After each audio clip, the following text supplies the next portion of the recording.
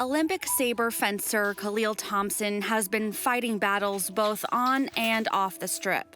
I have severe depression and anxiety, so I have to deal with that every single day. You're fencing, you have to make sure that you are in sync with your mind and body. And if you're not, and you're distracted and you're overthinking, you aren't going to be able to face the opponent in front of you if you can't even face yourself. Khalil started his fencing career at 9 years old.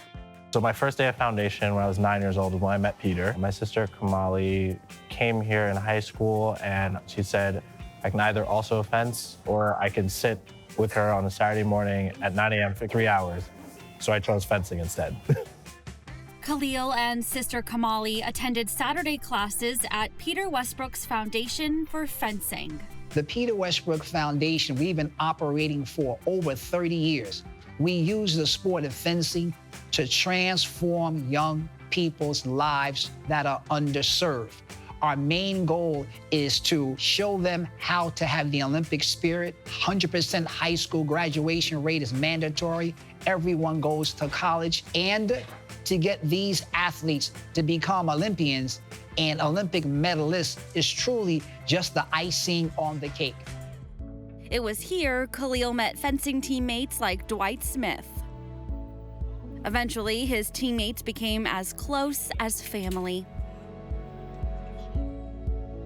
Khalil is another little brother right there. Daryl, little brother.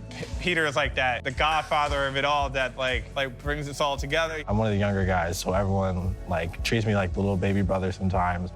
But everyone's like big brother. We watch out for each other, we trust each other. If you're fencing at a tournament and Dwight walks by, he's gonna be the loudest person on the strip. And then if he's there, everybody else comes over, and then everyone's the loudest people on the strip. We're the loudest group on the strip. And even though Khalil has all the support on the strip, he faces a battle all his own. There was a change in my personality and then certain behaviors. I also didn't know what I was feeling. I didn't know it. It was the first time I'd ever dealt with it. I was really scared to talk about it. You know, it's that old taboo where, you don't tell people you're scared, you're hurt, or emotionally vulnerable kind of deal. When Khalil told Peter about his mental health, he was given the tools to help himself and others. He actually is the reason why I'm really comfortable talking about it. There was one time in our foundation where I gave a speech in front of everybody. So I'm in a room with about 200 people. And I just started, I was like, hi, my name is Khalil Thompson, and I have severe depression and anxiety. Instant silence. But after I said this speech, it just lifted this weight off my shoulders. And I felt so good talking about it. And since then, I've just been more open about it.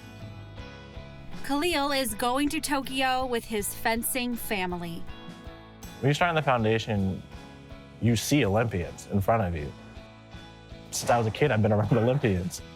You're around it. If a kid is parents or doctors, at some point you're gonna wanna be a doctor. It's a life journey and a huge dream come true.